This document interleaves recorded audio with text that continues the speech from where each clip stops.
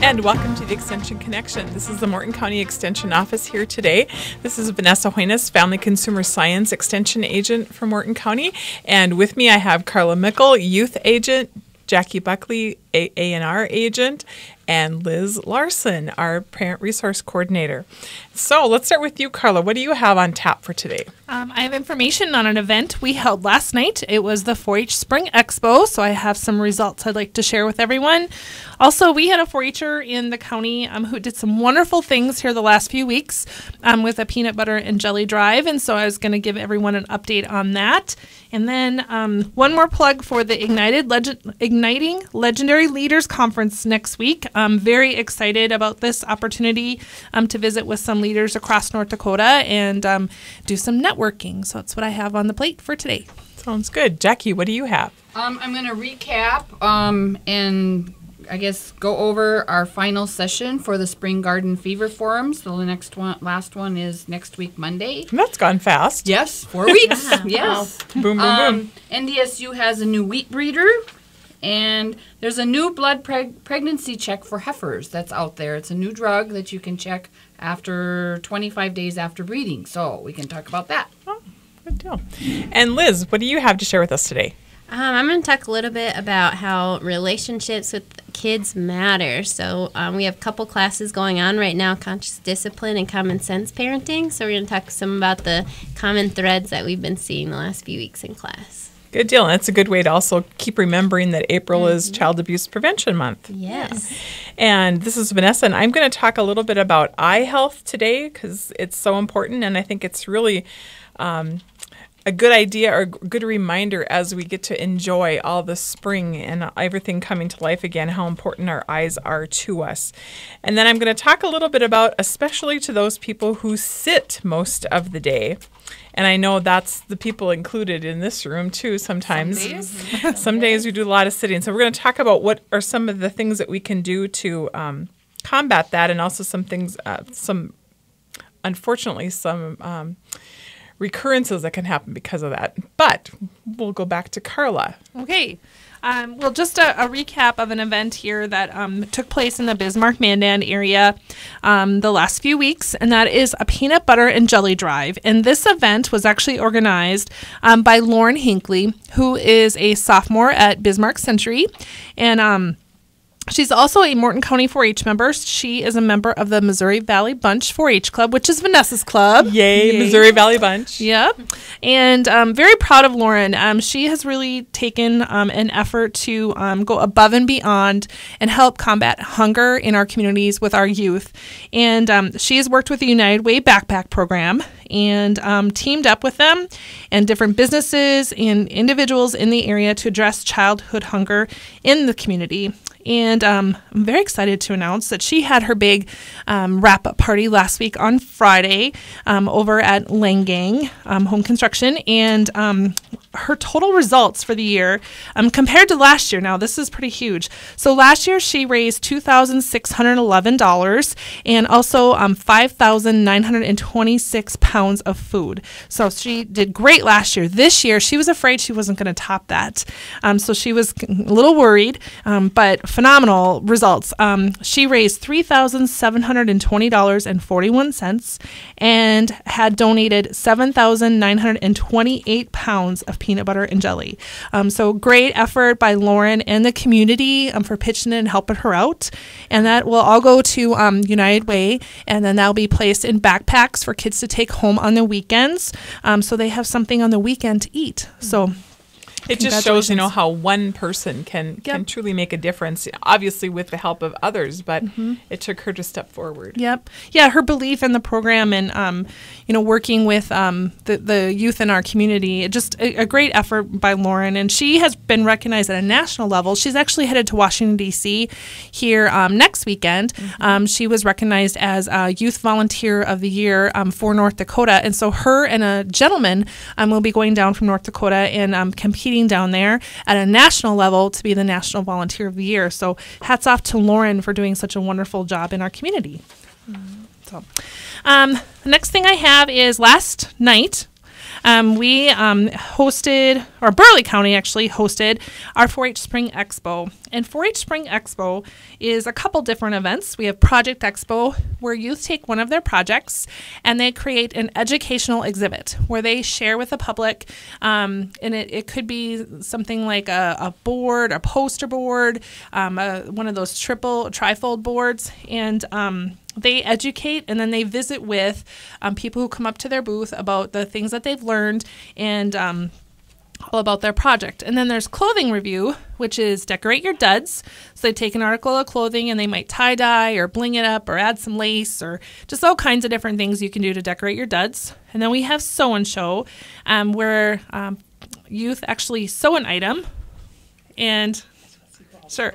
They sew and show, and they sew an item and present that to the judges. And then buy and show, where they take an item and they might have to modify it a little bit to fit.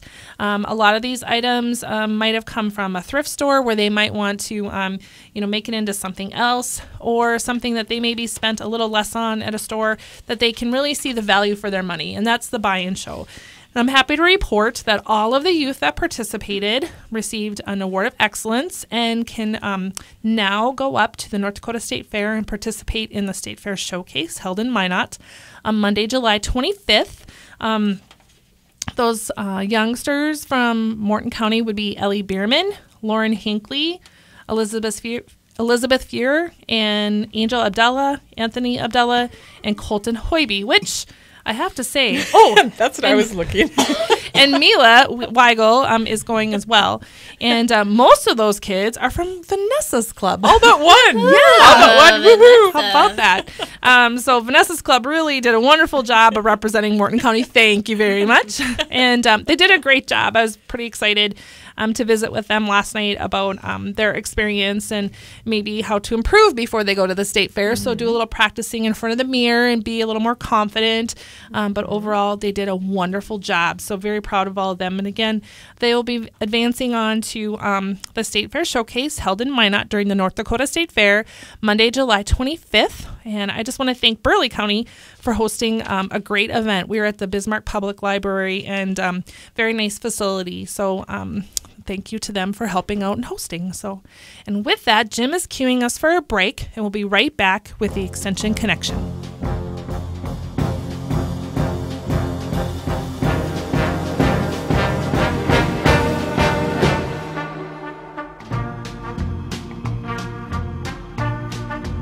Currently is 48. Super Talk 1270, home of the Bismarck Bobcats and high school sports. Listen online or anywhere on the Radio Pub app. Super Talk 1270. And welcome back to the Extension Connection. Again, the Morton County Extension Service staff here with you this morning. I'm Carla Mickle, and I'm just going to wrap up here with what I had to visit with everyone about. There is Igniting Legendary Leaders Conference next week, April 27th and 28th. You still have time to register. I'm very excited about this event and doing some networking with folks from across North Dakota. And just a little bit about the agenda. It starts at 5:30 p.m. on April 27th with a networking, social, and reception, and then a welcome and dinner at 6:30. Followed by Lauren Hinckley, who will be doing her Ignite presentation, and then our keynote address by Morris Morrison, entitled Overnight Ignite. And then Thursday is the second day of the conference, and we start with a breakfast, and then again, welcome and introductions. Another fantastic speaker will be talking Create the Community You Want to Live In, and that's Greg Taven. And then more Ignite presentations. There are some breakout sessions with Katie Pinky, who will be visiting with us about build and connect rural engagement online and offline. Ryan Taylor, Leadership Change and Cowboy Logic. Ben Winchester, Rural Leadership, Supply and Demand. And then we will have an opportunity then at 11:10 to switch so you can take in another breakout session. And then more Ignite presentations at 1.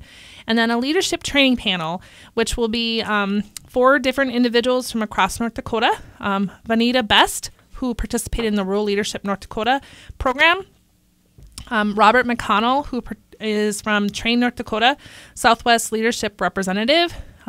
Gabe Schell from the Bismarck-Mandan Chamber of Commerce Leadership Division, and then Brandy Jude from the Center for Technology and Business.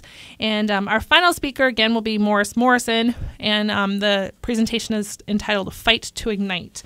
And there are a lot of rapid fire Ignite presentations, and these are all done by North Dakota young people, and it's where those folks have taken their leadership roles in their communities and they've done amazing things.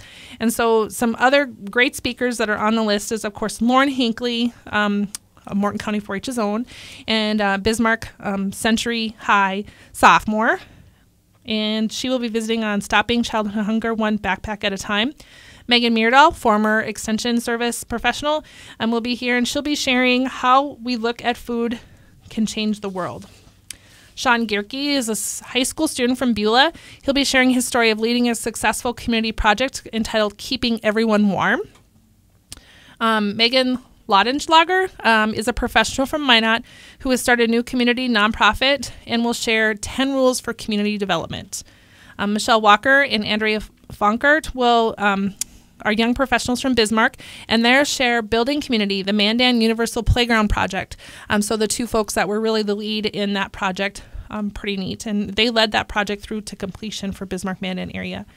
Dawson Schefter is a Langdon High School student, and he'll share his ideas for youth leaders in building the future, educate, engage, and empower. And then Jeff Knight is a young professional from Fargo. He will share his idea to build a community through albino buffalo, making art accessible. So some great speakers, some great opportunities, and you can register for this event by going online to ndsu.ag/ignite. And space is limited, so I encourage you, if anybody here sparked your interest as far as hearing for a guest speaker, to please go online and register soon. I know that registration here will be closing up later this week, so please register. So with that... A really good conference. Yeah, very excited. So I'm very excited to hear Lauren talk too. I know she's pretty nervous. I visited with her about that last night. So, well, with that, I'm going to hand it over to Vanessa. Yes, well, I had mentioned before that I wanted to visit a little bit about our eye health and Nourishing Boomers and Beyond. That's been an ongoing program focusing on folks who are boomers and older. And of course, eyes are something that are very important to us. And so it's really important for us to take care of our eyes. And one of those things we can do is to make sure that we get regular checkups and visit with our eye care professionals. It's also important to wear protective eyewear throughout the year. During the warmer months, when most of us spend more time outdoors, it's important also to make sure that we have sunglasses on and that we're also using those that provide at least 99% protection against ultraviolet A and B rays. And unfortunately, if you forget your sunglasses, getting one at the local gas station is probably not going to is not going to give you the protection that you would be getting if you were using a more high quality pair of sunglasses. So make sure you have them with you and use them. I'm always great for carrying my sunglasses with me and never put them on. That's, Also consider growing an eye-healthy garden. Everybody's thinking about planting, and so on. Or you can also shop for some of those foods that are good for our eyes in the grocery store. But some of the foods to keep an eye out for would be things like spinach, kale, broccoli, and peas. And if you notice, those are all very dark green. And that's one indicator of definitely some good things for our eyes. Also things that are bright orange. Oranges, red peppers, orange peppers, and corn is one of those that is actually very important for our eyes. Fill half of your plate with colorful fruits and vegetables for good eye health and also to help promote overall good health also. And so keep an eye out for those kinds of foods. Another thing that we should be thinking about is that many of us are probably spending a good part of our day in front of a computer screen. And so they do find that staring at a screen or a computer monitor for hours can really put a strain on your eyes. And research shows that computer eye problems are very common. And so people using computers for work are not the only ones, though, that are at risk. Those who use portable video games, tablets, or other devices can also suffer from eye strain or discomfort. And I think about as you look around when you come upon folks, either they're working at a screen or they're looking at their phone or they're playing a game, whether it's old, young. I see my kids and their friends, they're sitting around all together, yet they're all looking at their phones. So everybody has an issue probably with screen time. And so a couple of the things that we can keep in mind, one way to help with our eyes is to reduce the glare. And so if the sun is coming through a window, move the monitor or close the shades until the glare subsides. And then also consider installing a dimmer switch for the overhead lights if they are too bright, or use a lamp that evenly distributes the light over your desk. Another thing you can do is reposition your desk. Some computer monitors should be below the eye level and about 20 to 28 inches away from your face to reduce eye strain. Also, place a stand next to your monitor to hold printed material so you don't have to look up and down repeatedly as you type. That can also help with other ergonomic issues for your body in general. Also, reset your eyes. Every 20 minutes or so, look away from the screen for 20 seconds at least to give your eyes a break. And remember to blink your eyes to prevent from getting them overly dry. Another thing you can do is adjust your computer settings. If your settings are uncomfortable, adjust the font size, the brightness, the contrast on your computer until you find really what is right for your vision. And then again, those regular checkups are really important. Some of the issues that we can have with our eyes, like cataracts, for example, are things that kind of just happen with age. You can get premature cataracts, and sometimes that can be because of the environment we're in. If we're in the sun a lot, we can develop cataracts prematurely. But in general, cataracts are just something that if you have the if you get the treat of living longer, you will eventually have to have cataract surgery. So that's something to be aware of. But some of those things we can do to keep our eyes healthy can put that off slightly. Macular degeneration is something that does, we have a higher risk of that as we get older. That is also something that can be hereditary, but something, again, that we should be looking for and asking our physicians about as we're making those visits. And glaucoma, hopefully everybody is having their eyes checked for glaucoma whenever they go in for their checkup. Again, any of those diseases, the earlier they are caught, the better it is. The more they can keep you from losing your sight, or at least stop whatever loss you may have. And unfortunately, with a lot of those diseases, many times we don't recognize what we have lost. If we start to lose our peripheral vision, it may not be obvious to us. Or with glaucoma, we begin to lose the center vision. And again, we adapt so easily that sometimes we don't recognize that has happened. Good to get those eye exams, so then they make you do things you might not do during your daily basis. That's right. And it's just one of those things where you learn to move your head or change your position or look at things differently because of adapting to the sight that you currently have. And so it's just that much more important. And many times they can't go backwards in time. They can't, if a disease has eliminated part of your sight, they probably can't fix it, but they can at least stop the progression so that you don't lose further vision. And so yes, that's very important. And I think anybody who is lucky enough to have good vision, we need to be really thankful that we do. Take care of it. That's right. And with that, we're going to take a quick break, and we will be back in a few minutes with the Extension Connection.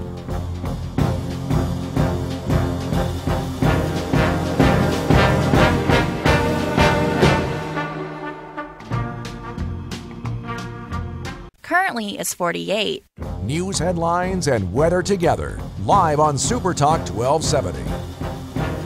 And we're back with the Extension Connection. This is the Morton County Extension Office here. So if you'd like to give us a call, if we talk about something that you have a question about, please call our office at 667-3340. And just before the break, I mentioned before that we were going to talk about folks who sit most of the day, and everybody in the room that I'm with right now groaned because everybody could agree and has that idea. Well, I was thinking about this last week. I was anticipating, as I was getting ready to go to a breakfast meeting, I knew I was going to be having food. And when I got there, I was correct. Food is not available at every meeting I attend, so it's usually a welcome treat.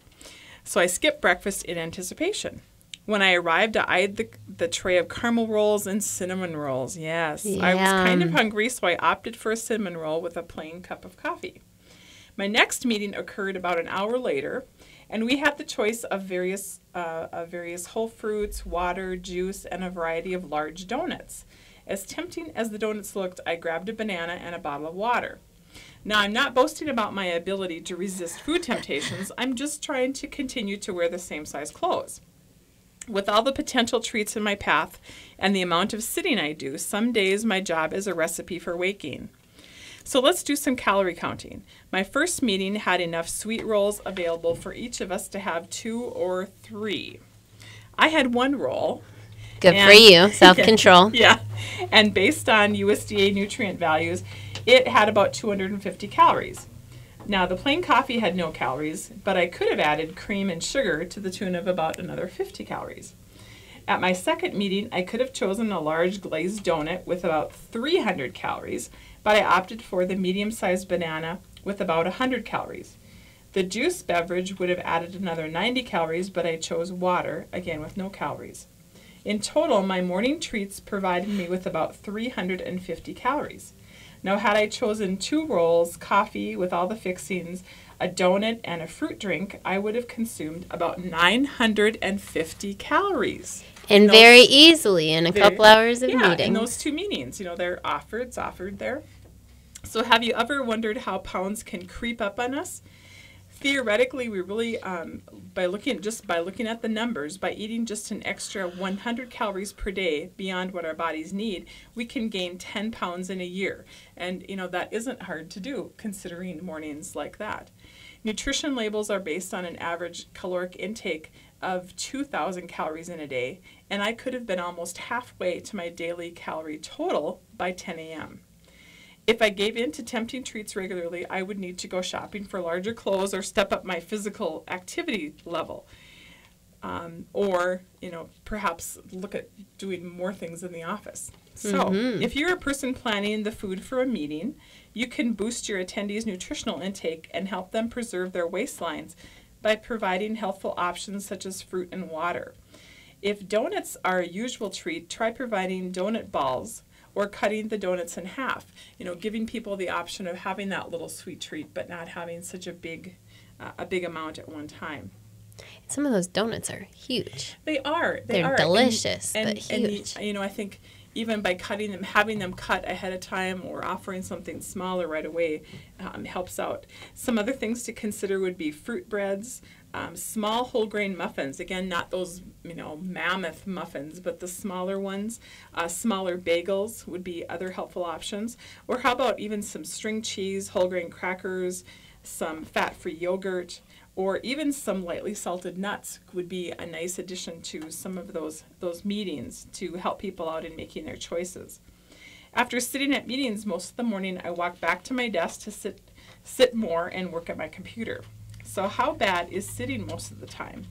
Researchers have been studying the hazards of sedentary lifestyle, and those who sit most of the day may face a greater risk of high blood pressure, heart attacks, obesity, and cancer. In fact, they are now saying that a sedentary lifestyle is actually the new smoking. Oh, man. Yeah, it's that bad for us that it's taking the place, all the things that we would put on to smoking is, not that smoking is good for you now. I mean, I do want to make sure they're in the same category as bad. They're in the same category, just as bad. So reading the research results made me want to stand up immediately and jog out the door. So maybe you spend a lot of time at a computer, or perhaps you spend a lot of time sitting and watching TV. Experts suggest that that if we get up and move every 30 minutes, we can and do exercises in a chair for mobility, that this can be something that can be helpful for us. The Extension Service does have a publication called Stretching Toward Better Health, and these are all exercises that you can do in your office, at your desk, in a chair. And so if that is something that would help you out, you can sure find that online at our NDSU Extension website. I also find that getting up and walking down the hallway to fill my glass with water or visit the restroom also helps me to focus on a new task, such as writing a program I'm working on. I also try to keep some portion-controlled snacks at my desk, including whole grain crackers, other dried fruits, nuts, some of those things that can help you through some of those slumps during the day when you need a little energy. And we all know that those high-sugar snacks are going to add to that slump actually later on. You might have a little bit of a high, but then you'll drop right down again with that energy level. I do know some folks that do have stand-up desks, and if you have that, that is an awesome way to be able to get a little break from sitting. And there are definitely ways, exercises and things that you can do that help you in using that desk to give you a little bit of extra exercise. And it's unbelievable how many more calories we use just by merely standing. And if you're in charge of some of those meetings, thinking about really breaking the mold and having a standing meeting rather than everybody sitting. Have everybody just stand up and visit and discuss what you're doing. People might look at you a little more odd, but it's kind of a great way to break that. And they'll remember it. They will remember it. I do know that some of the new schools that are being built, especially in the age of high school kids, they are adding more desks that kids need to stand by or tables that they stand by, so they would literally stand most of the day at school rather than be sitting in a desk. And so this is the wave of the future. And a lot of those desks are some that you can move them from a sitting level to a standing level too. So with that, some good ideas to help us think about, at least to break some of those habits of spending most of our day sitting. At least a few minutes every day. Yes, right? yes. Get up and move around a little.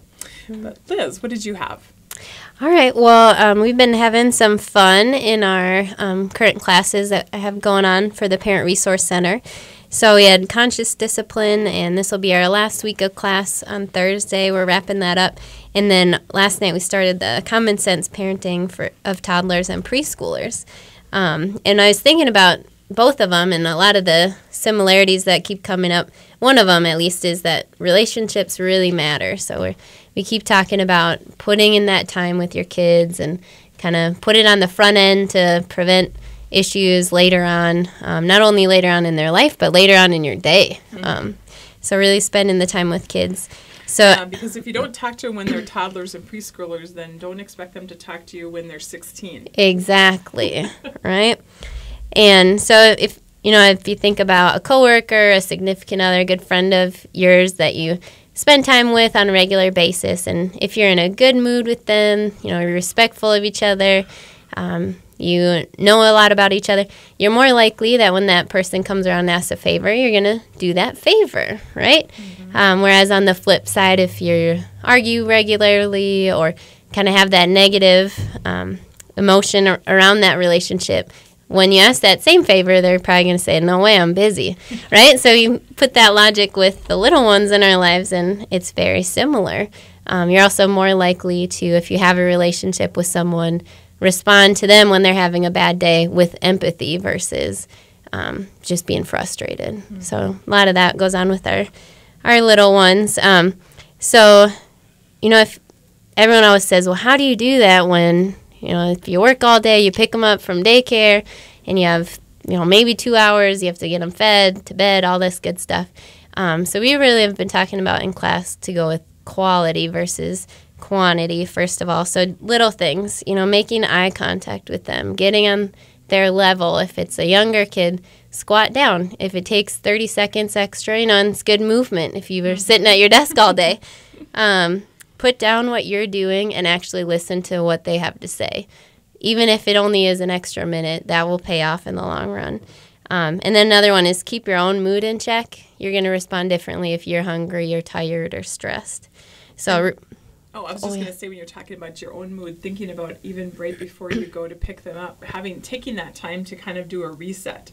That if you, if you had a bad day or something is bothering you about work or all those kinds of things, kind of rethinking and getting yourself into a mood to be that parent that you want to be. Mm-hmm.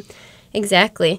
And so I'll share a little research tidbit before we go on break here. So research shows we can reduce oppositional behavior, so tantrums, fighting, all that, by 50% if we simply play with a child for 5 minutes a day. So remember, those 5 minutes when you first get home are very important. So when we come back, I'll maybe finish up talking a little bit about that quantity of time that you spend with kids, and then also how knowing your child's developmental milestones can really improve your relationship. So go ahead and take a break, and we'll be back with Extension Connection. Currently, it's 54. On Twitter, Facebook, online, and YouTube. supertalk1270.com. All right, we're back with Extension Connection. This is Morton County Extension Workers, and I'm Liz Larson, the Parent Resource Coordinator. I'm just going to finish up talking a little bit about how we can spend time with our kids, and then you'll get to hear from Jackie Buckley. And so we were talking about how important it is to spend some time with your kids, even that 5 minutes when you first get home, that it can pay off. The rest of your evening will go smoother if you spend that quality time with them up front. Also, another important thing to remember is to be educated about your child's developmental milestones. So know where they should be at, and then also know where they should be going in the next 6 months. Those can be great ways to think of activities to be doing with them, ways to build their skills, and then also it can decrease your own frustration. If you know what they're able to do, you're not going to expect more of them and kind of get into that vicious cycle of frustration with your kids. So this month, again, April, is Child Abuse Prevention Month. So we're talking about building relationships with kids, kids in your own home, kids in your neighborhoods, your community, wherever it might be, and also being aware of parents that whether they have young kids or teenagers, maybe they need some extra support and nurturing in their lives, and all those things we can do to kind of promote a healthy community and a safe community for our kids. And, of course, keep wearing blue on Fridays. And if you haven't seen it yet, our ribbon is holding up, even with all the rain and all that other stuff in the yard. Check it out at the county building. It looks pretty good. So we'll have Jackie touch base on some of the spring garden forums. Okay, thank you, Liz. And once again, we are live in the studio today, and the number here is 663-1270. And I'm going to visit with you a little bit about the last session of the Spring Fever Garden Forums will be held next Monday, April 21st. And there will be 3 more sessions that homeowners, gardeners, plant lovers might be interested in listening to. Greg Morganson, who works at NDSU as a tree specialist and a research technician, we'll be talking about small trees for small landscapes. And he'll cover hardy trees with colorful blooms, fall color, and interesting bark. So Greg will be talking first that evening. They start at 6:30 p.m. And you can go online and listen, or you can come to the Morton County Courthouse and listen there as well. The second topic will be pollinator gardens, and Esther McGinnis, she's our extension horticulturalist, will be talking about pollinator gardens, how to do them, what plants you should have, and talk about learning the plant species and garden practices that provide habitat for bees and butterflies. Tom Kelb, the other extension horticulturalist for Western North Dakota, who is based in Bismarck, will be talking about top vegetable cultivars for North Dakota. And what this is that he provides seed to many gardeners throughout the state, and they do a comparison trial on different types of vegetables, and he will be reporting as to which ones the gardeners in North Dakota like the best. And it's from over 800 gardeners in North Dakota. Finally, we'll have our final activity. This year we added activities as the last session of the evening. And we're going to talk about growing microgreens. And Esther McGinnis will be covering that. And microgreens are very easy to grow. They add zest to salads and sandwiches. And those that are at the Mandan or Burleigh County Courthouse will be able to get a free packet of seeds for microgreens. Is that what you've been growing in the office? Yes. Okay. So we can use it on our sandwiches? Yes, we'll have to All save right. some of them. And I have 6 different kinds of microgreens that I'm actually growing in the office. One is a kale, there's a radish, there's some peas, and there's a microgreen mix.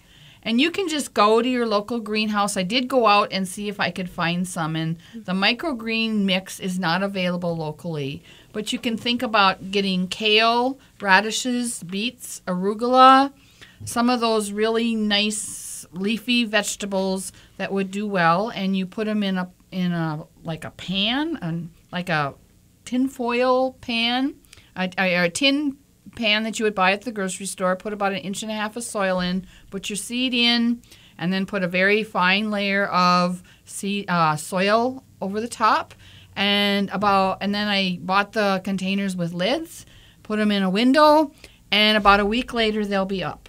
And they're gigantic. Yes. Yeah. They grew fast. Yes, fast. and They they'll look be ready. great. Yes, and they'll be ready to eat in about 10 to 14 days. And so they're very simple, and so if you're into that, they're very trendy, they say. They also say that they're supposed to be more safer to eat. Because with the microgreens, you just cut it off at soil level. You don't actually eat the whole seed and the root like you do with alfalfa sprouts or bean sprouts. Okay. Plus, if you're growing it in your own home, you don't have to worry about handling or anything. Right. It's right And there at you your know it's table. organic, you know that it's going to be safe. You want to make sure that none of the seed maybe has not been treated with any fungicides, but most of the time they're not. And so this is something that homeowners might want to try if you want to do some green things in the wintertime. Also, I'd like to talk about that we have a new wheat breeder here in North Dakota. Andrew Green is his name. He's a PhD candidate in agronomy at Kansas State University, and he was selected as the next spring wheat breeder at North Dakota State. Green will graduate in May and start his new position, I would assume, on July 1. In addition to his forthcoming PhD degree, he also holds a master's degree from Virginia Polytechnic Institute in plant breeding and a BS degree from Truman State University in agricultural science. He's had extensive experience working in the wheat breeding world, having worked for 3 wheat breeding programs during his time as a student.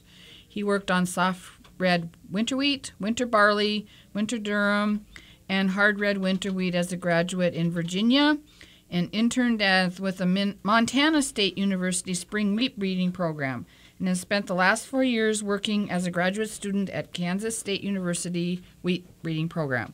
These experiences have awarded him extensive knowledge in the areas of designing crosses, making selections, planting and harvesting plots, and analyzing breeding material. And so we're anxious to welcome Andrew. We've been out without a wheat breeder for the last about a year, and so we're anxious for him to start on the 1st of July. There's a new blood pregnancy test for heifers, which is new. BioTracking Incorporated introduces a new tool for the beef industry. There's a blood pregnancy test. After 25 days post-breeding, it's PRYN heifer-25 is an early, accurate, open detection for heifers. It gives dairy and beef farmers and producers and heifer raisers an opportunity to increase their return on investment by identifying open heifers earlier. A convenient and our accurate tool, this heifer 25 provides information to make timely, critical heifer reproductive management decisions.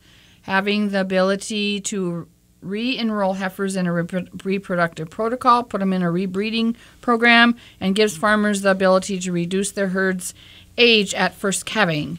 And so it's an important benchmark for achieving the highest economic return for the producers.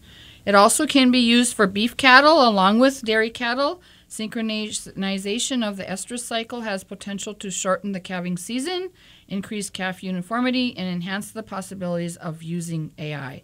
Adding blood pregnancy tests to reproduction protocols will help determine if a heifer is open earlier.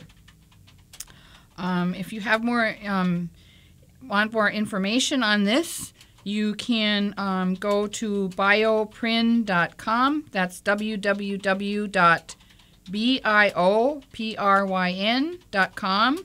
It's based in Boise, Idaho, Moscow, Idaho, and is a global provider of diagnostic tools to help improve livestock health and production.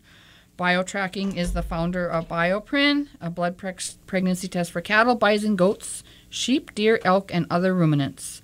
It's available through a network of local, trained, affiliate laboratories and offers unique opportunity to detect pregnancy earlier with greater accuracy than traditional testing methods like just doing a hand pregnancy check or even ultrasound. And so Jim is giving us the cue here that we're about ready to wrap up. And so we will be back in 2 weeks with the Extension Connection.